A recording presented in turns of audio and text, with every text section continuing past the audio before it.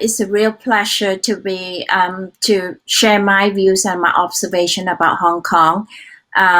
Giving you a little bit of background, having lived in various parts of the world, Hong Kong has become my new home, and we have never regretted for a moment moving here with my family because it's a safe city, excellent infrastructure. The Hong Kong is not a big area.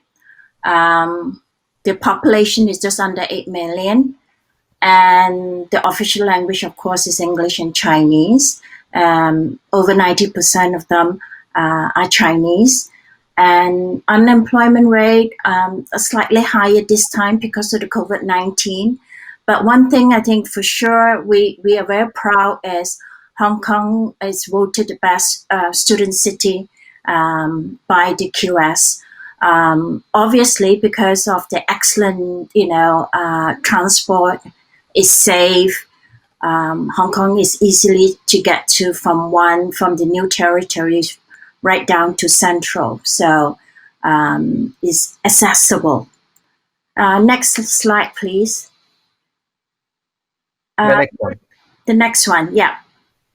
And it's about the Hong Kong update.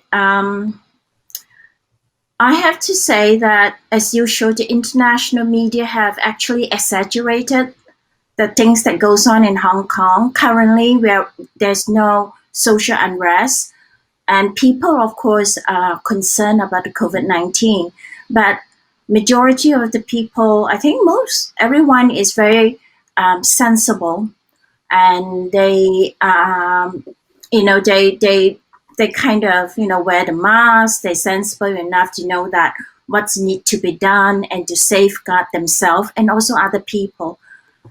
So even though we might facing the fourth wave, but the Hong Kong government are very responsible to introduce measure.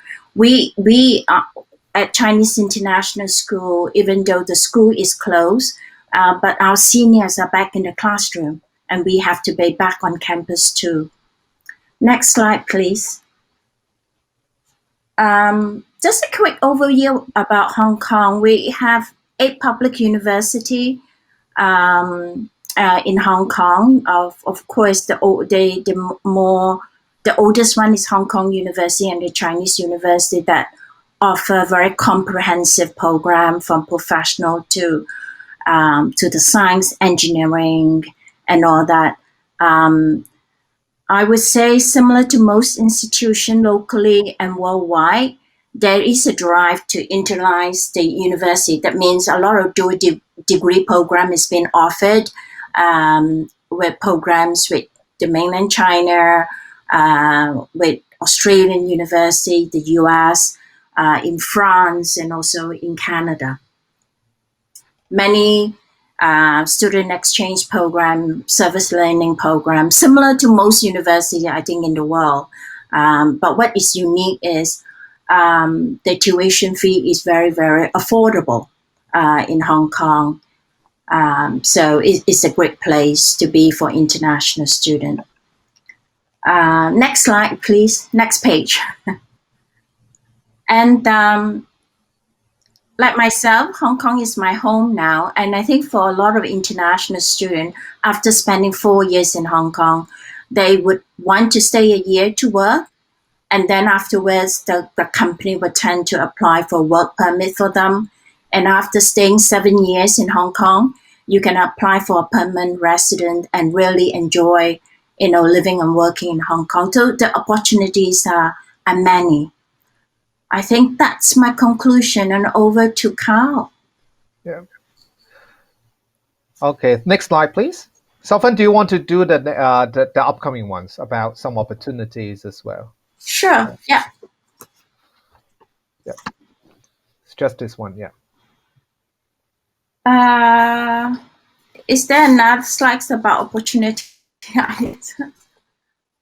Yeah, this is the one with highlighting exchange, dual degree program. Yeah. Oh, right. Okay. Yes. I'm sorry. Of course, the local university have offer both local students and also international student exchange study abroad program. And some of the program are actually, I would say, it's compulsory, especially for the global business and the IBGM, the International Global Management. They have to spend a semester away. It could be in Asia, it could be in Europe, in the USA, in Canada, and also, of course, obviously in the United Kingdom. The dual degree program has mentioned briefly that the local university will offer the first 2 years at the local university, and the final, the last 2 years at another university. Let's say with Peking University in China, and then University of Berkeley. They also joint program with University of British Columbia. So there are many opportunities both for local and international. Service learning is also a big thing in terms of students can use the summer to do service in developing countries, and also global internship. Now, all this program are also fully subsidized by the university, so the cost is very affordable, and university will encourage the student to make use of this opportunity to travel. I think that's my yeah. Yep, thanks a lot. So next page, please. So now let me quickly go through a bit of the admission process about, in general, Hong Kong universities. Hong Kong offers 4-year undergraduate programs, except for some, programs for on health, on medicine. They may have a longer time, but we follow more like Canada or US kind of length of undergraduate programs. Almost all programs are in English, so it's not like you have to only choose the English programs to apply to. In general, you can apply to almost all programs available in Hong Kong universities. Hong Kong does not have a portal for non-Hong Kong students, like UCAS or Common App. Students usually would have to apply directly to each Hong Kong university. You receive an offer in conditions, so that's more like the British universities' ways of doing, unless you have graduated, you got your final result. Otherwise, we give offers in condition based on your final results obtained in July, August, for instance. For students in CBSEs, that will be from by late May, early June. But you have to apply ahead. So you don't wait until you get the final result and apply to Hong Kong universities. You have to settle a deposit within 2 to 4 weeks. And one thing I want to highlight is about the Hong Kong universities of scholarship opportunities. Most of us offer renewable scholarship. Mostly on the academic, that is more general funding. We also have non-academic or sportsman scholarship. That's a special category that I would say you have to play up to national or state level to get a good sum of scholarship. But otherwise, our academic scholarship is very generous and is renewable. Next slide, please. So how does the COVID-19 or the recent social unrest change our policy? I mean, there's nothing much I can tell from the visa application side. To apply to Hong Kong universities, you don't apply to your local or the nearest Chinese embassy. You apply to Hong Kong right away. The universities that you apply to, once you get the offer, they would facilitate your visa application. You don't need an English test. You just submit a whole lot of documents to the respective university. We will be your sponsor. We send the whole documents to the immigration ministry. And once your visa is approved, we'll send it back to you. Still, it's a very straightforward process. Most students would not need an interview for a visa. So policy has not been changed for the last 10 years or so. We have been very flexible on admissions, especially, in 2020 admissions, some of the national exams has been cancelled or delayed. For instance, in PolyU, we have relaxed quite some students' admission requirements because of the fact that the national exams is not offered or will postponed. So we give very great freedom of being very flexible. On scholarships, I can say, and from Solvents as well, we have 8 government-funded universities. I mean, the funding is still there. I cannot say it does not hit us. It does hit us a bit, but most government universities like us offer scholarships still on par with previous years. So, for instance, PolyU offers a scholarship on renewable basis on 50%, 100%, or 135% academic on academics and on merits based. Okay, next slide.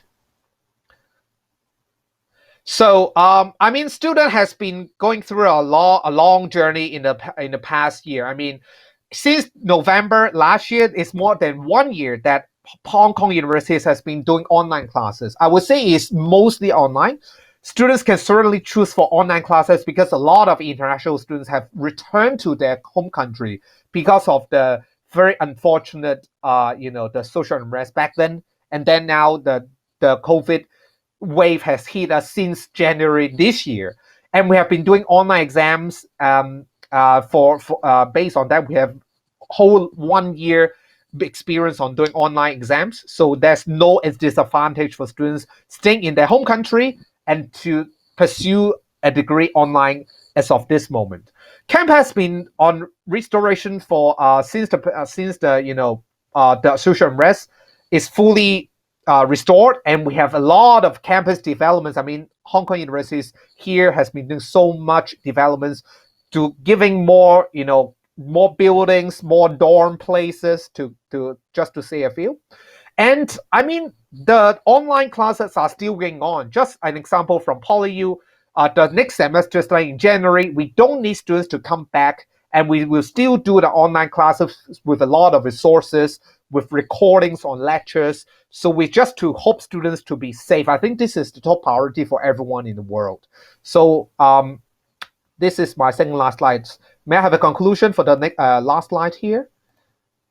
So I mean, Solvan and I have spoken so much on Hong Kong. I mean, we provide a very safe environment, very high quality of education. I mean, five universities in Hong Kong ranking top 100 in QS, and it's with affordable costs ranging from 18 to 20,000 US dollars per year, around that, for tuition. And we have plenty of opportunities for you to choose. During study, you can stay back to get PR. You can find Hong Kong as your home. You can get our very recognized degrees to pursue your grad schools somewhere in the world, or you can just go back to your home country. And this is very flexible upon graduation. And so for the last 15 minutes, I hope you have a basic idea about Hong Kong, and don't hesitate to contact me or Sullivan during the IC3 festival to understand more about Hong Kong admissions. So just stop here, and thank you very much for your attention.